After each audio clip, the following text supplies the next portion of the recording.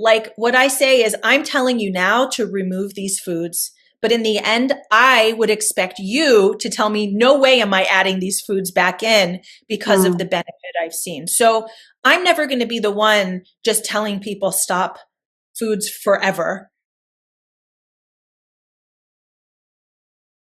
I also read from your book, I heard a lot about you, that you are a farmer.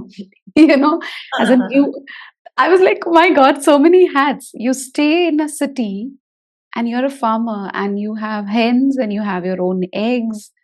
I mean, as in, you don't buy it from outside. You talk about farmers market. Why is that so important? I mean, I can just have an app, order it from there and get the food. I mean, it's so simple. Why do I need to go through all of this? Well, I'll give you a few examples. I don't grow all of my own food. I want to first say that. I mean, I live in New York City, and right now where I live, I do have enough land to grow a lot of food, but of course it is incredibly demanding and time consuming. And even if you're doing the best you can, I mean, when you're growing food, some years are good years, some years are not good years, and so on. But keeping chickens for me was kind of a non-negotiable because, first of all, it is a food source and a protein source, and I think it's best to not be 100% reliant on unknown, invisible people and apps and this, right? Like, I think it's good to have some connection to where your food is coming from, to see that your food is coming from, in my case, my chickens are happy. I mean, they free range, they walk around, I know all their names, right? Like I have relationship with them. Yeah. But also and so it means I know they're getting sunlight. I know they're getting fresh, clean water. I know they eat organic food. Like I know what their life is. And so I know a lot about their eggs.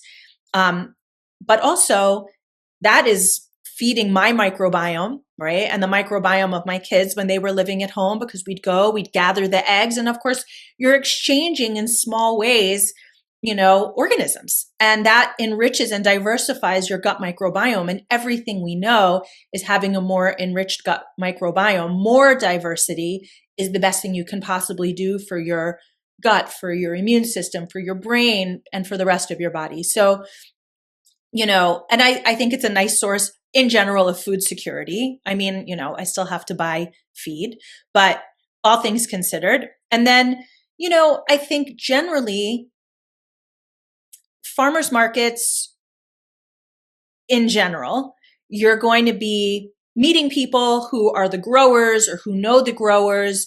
The food is going to tend to not be like coated in wax. It's going to tend to be much fresher.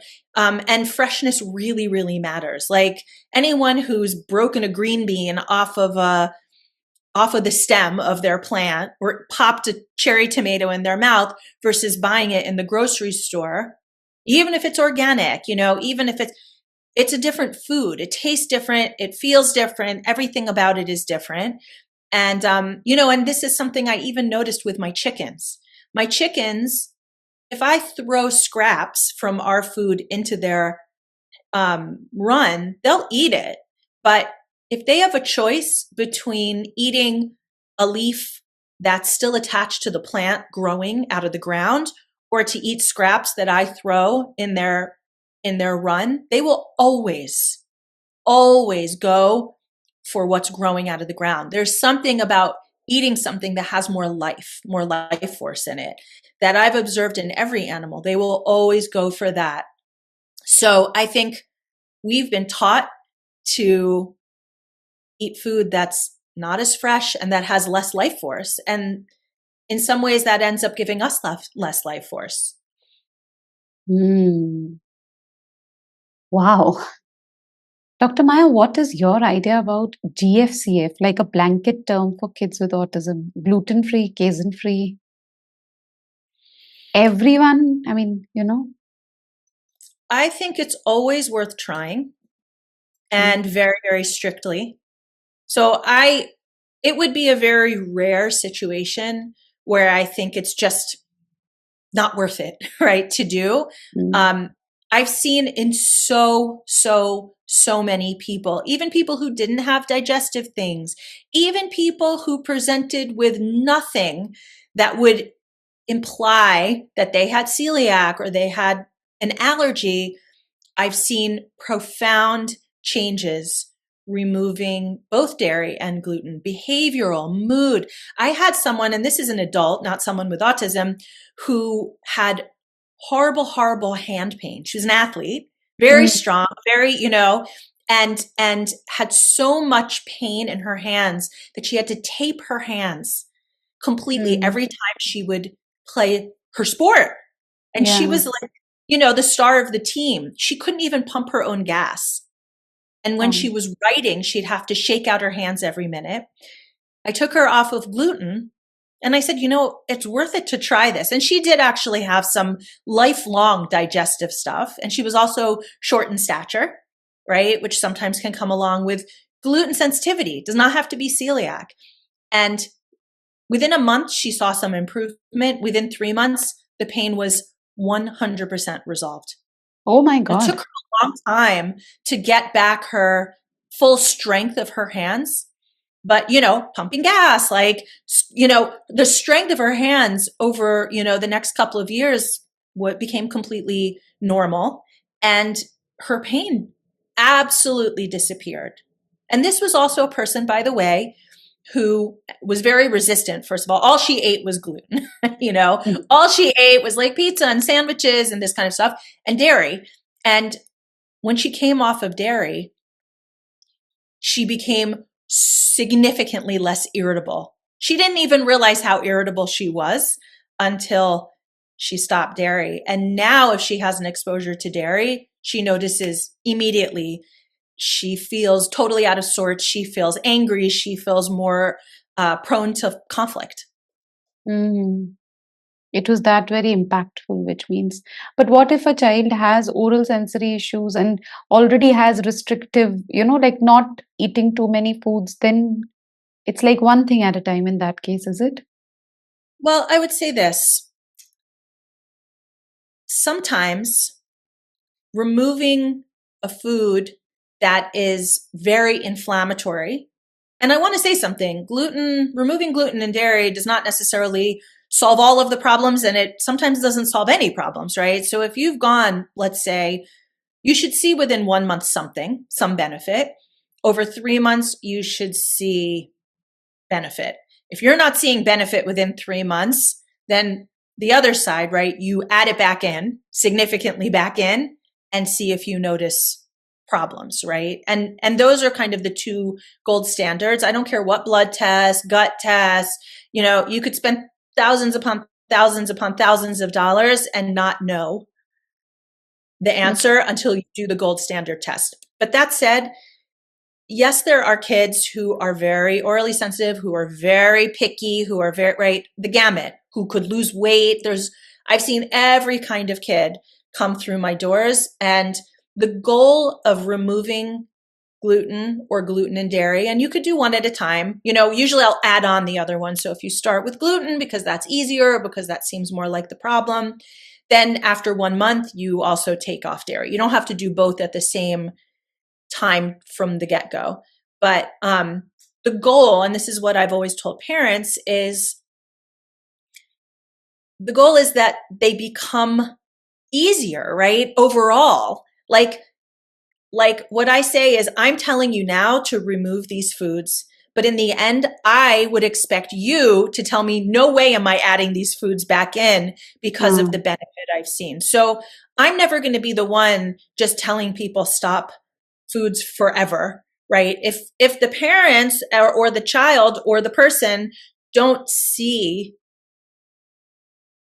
something fundamentally improve, mm, then I'm not going to be telling them to continue. However, I do want to say that sometimes parents won't realize. So, like, for example, I had a young girl, this was years and years ago. We took her off dairy and her behavior, she had autism. But she was pretty high functioning and she had a very difficult time behaviorally. When she came off of dairy, she just started to do wonderfully well in many categories. And, everyone has a threshold. So some people can have, ultimately, after they do the test of Yeah. just 0, 0, right? That's how it has to begin. But then, maybe like, every weekend, they can have like their treat that has a little dairy, at a birthday party. Sometimes people can tolerate that. And what happened was they did it here, they did it there, they did it in this other place. And they came back to me and they said, she's doing terribly. Her behavior is terrible. She's being kicked out of her class. They don't think she's functional enough to be there. And so I talked to them. I said, well, so what is she eating now? And when we really got into the nitty gritty, she was getting a lot of dairy. They Oh. removed the dairy again, completely, 100%. And she started to do phenomenally well again. So sometimes it's hard to see, if it comes back in gradually. That's why when I say reintroduce, right, I want people to reintroduce in a significant way, because then they'll kind of see more dramatically, is there a worsening when they add it Mm. back. Mm. And they add it back again. It is you. I mean, I know of some parents who never add it back again, but they can add it back again. If they add it back again because they're not convinced it's benefiting the kid. Okay, okay. And if Yeah. they are convinced, it should never be added back again. Well, I think there are people, there's a spectrum of opinions here, right? Mm. I mean, there are scientific studies that show that gluten does lead to leaky gut in everyone, Yeah. in every single person, right? So part of this really brings us to a different topic, which is, how much do we need to restrict ourselves or our children over the course of their lives so that we can be doing the most optimal things, right? And things like that, versus being able to experience pleasure and enjoyment and all of that. My position is, if there's some really significant, visible, measurable benefit, or you have a kid or you yourself are struggling physically, mentally, it's worth it to be strict like that. It's worth it to not add it back in. And by the way, everyone's going to have, their moments where they accidentally get this or that. It's not like you're never going to know. But just to do it, to kind of eat the perfect diet, but not because you have any problems and not because, it's actually benefiting in any obvious way. That's a personal call, right? For any given family. Like, I understand why people would say, okay, we're just not going to have gluten in our lives because it could be problematic. But on the other side, that has to be what's right for the family. Yeah, got it. That is really helpful. And GFCF is one thing, but there are certain additives, there are certain sugars, there are, like packed foods. They need to be restricted and eliminated too, or they also, like, what is your viewpoint there? Well, I'm going to get a little cynical, but also realistic here. Children are a market, and they're a market and a money-making source for corporations. And if you think about all the things, right, medically, in terms of food, in terms of other things that are put at children that make money for industries, again, it's a little cynical, but it's also being realistic, So that's sort of where I would begin in my thinking about processed foods. Processed foods are literally developed in laboratories and using things like functional MRI to see how many pleasure centers can light up in the brain. And they're targeted to children, sweets, fat, salt, all these things that, are not actually benefiting their health, not benefiting their well-being. It's creating addicts, really. And They're filled with all kinds of things. I mean, if you look in the United States as compared to Europe, there are many, many additives and other kinds of preservatives that are not even approved for use because of concern, right? In Europe and in the US, you know, if you look at like two cereal boxes, same cereal, but one from the UK and one from the US, they will have different ingredients because of the kinds of guidelines and what's restricted in the UK. So all of this to say, in my mind, the less processed food, the less packaged food, the better. Does that mean we need to cook more? Yes. But in the end, it pays out over health, over money. It pays out for cognition, for development, for behavior. I mean, there's just no area. And there's a lot of studies that have looked at exposure to different components of processed food and correlate it with all kinds of problems that kids are displaying in an epidemic kind of way. So, you know, to my mind, we're in a time where we as parents, we as healthcare professionals really have to protect children from the assault, really, of the foods, of the phones, of the, right? Like we could just go through a long list of the things that are compromising children right now. It's our job to protect them from those things. Yeah. Yeah.